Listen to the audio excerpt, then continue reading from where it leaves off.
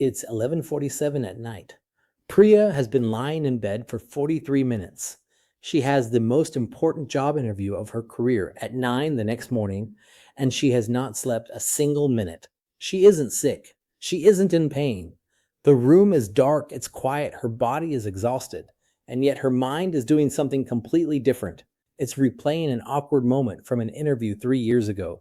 It's rehearsing her opening line. It's calculating over and over exactly how many hours of sleep she'll get if she falls asleep right now. And now, and now. By 1 in the morning, she's convinced herself she'll fail the interview because she can't sleep. And she can't sleep because she's convinced she'll fail. The harder she tries to sleep, the more awake she becomes. Here's the thing about Priya's night, and maybe about yours. Nothing was wrong with her body. The melatonin, the mattress, the blackout curtains, none of that was the problem. The problem was happening in her mind, and that is the single most overlooked fact in how we talk about sleep. I'm Rodgir Cohen, and I wrote a book called Sleep, the Psychology of Rest. This whole series is built on one idea that changes everything about how you approach a bad night.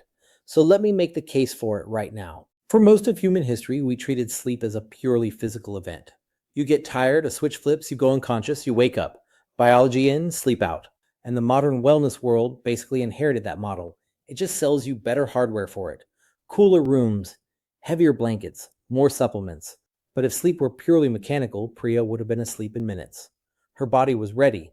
Every physical precondition was met. What kept her awake wasn't a malfunctioning body. It was an activated mind. What the science shows is that your mind sits at the gate of sleep. Your thoughts, your emotions, your beliefs, and especially your relationship to sleep itself, all feed into the brain's arousal system, the network that decides whether it's safe to power down. When that system is calm, sleep arrives almost on its own. When that system is lit up by worry, by pressure, by the very fear of not sleeping, it overrides the body's exhaustion entirely. That's why Priya's effort backfired. Sleep is one of the only things in life that you cannot achieve by trying harder. Effort is arousal, and arousal is the opposite of sleep. The striving itself is the thing keeping her awake. Now, here's why I find this hopeful rather than discouraging. If your sleep problem were purely physical, you'd be at the mercy of your biology. But if a huge part of it is psychological, the thoughts, the pressure, the meaning you attach to a bad night, then it's something you can actually work with.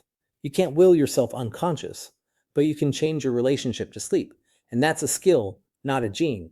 Over the next few episodes, I'm going to show you the psychology underneath all of it, why a tired brain makes you more emotional, what your brain is really doing while you sleep that makes the all-nighter a terrible deal, the exact trap that keeps you staring at the ceiling at 3 in the morning, and why the sleep tips you've heard 100 times don't work, and what does. But it all starts here, with the reframe.